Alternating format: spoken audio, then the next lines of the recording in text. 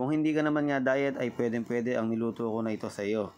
Ito ay magpapalakas ng kain mo habang ito ay mainit pa pag sinabayan mo ng mainit na kanin. Dahil kada subo mo nga ay mapapahu ka sa sarap.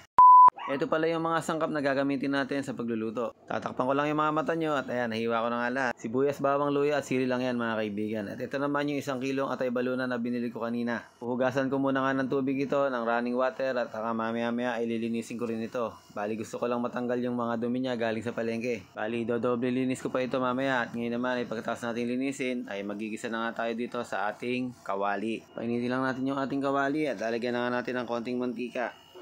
Pag mainit na nga yung mantika, ilalagay na nga natin yung ating mga sibuyas.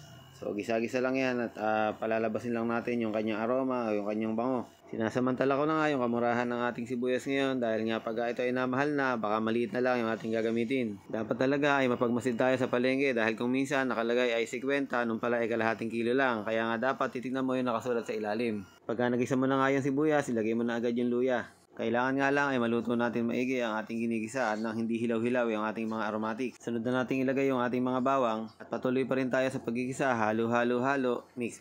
Mekos nga sabi ni Insan. Mapapansin mo rin na medyo nagkakaramelize na nga yung ating mga sibuyas at ilalagay na nga natin yung ating mga balunan. Inuna nga natin yung balon-balunan dahil nga ito ay napakatigas. Sa sobrang tigas nga nito ay kailangan mo talaga ng mahabang pasensya kaya nga inuuna natin igisa at saka ito nga ay ating palalambutin muna. Titimplahan muna natin ito ng mga 2 hanggang 3 kutsarang pati at lalagyan na rin agad natin ito ng laurel at saka ng pamintang durog o ng pamintang crack lang kumbaga. Para sa una pa nga lang ay matanggal na talaga yung kanyang lansa at bumango na agad siya. Kung minsan ay ginagamitan ko pa ito ng kape para nga mas mabilis siyang mawala ang lansa. Lalagyan na muna natin ito ng tubig para nga ito ay mapalambot natin dito sa ating kawali. At pag medyo malambot na nga, makikita naman natin na lumiit na talaga yung ating mga balon-balunan at ilalagay na nga natin yung ating mga atay. At sure nga ako nanonood ka pa rin hanggang ngayon, pakilike and follow naman yung ating page. Huwag mo na rin kalimutang mag-comment kung taga saan ka para nga alam natin kung saan nakarating ang ating mga video. Salamat! Ngayon naman nilagyan ko na nga ng toyo. Almost 1/2 cup lang ng toyo ang ating ginamit dito at ngayon naman nilagyan nga natin ng oyster sauce at lalagyan na nga din natin ng pampasipa, ang ating 2 siling labuyo at saka ang ating pampalasa. So ngayon naman ay ating paigahin ang ating niluluto.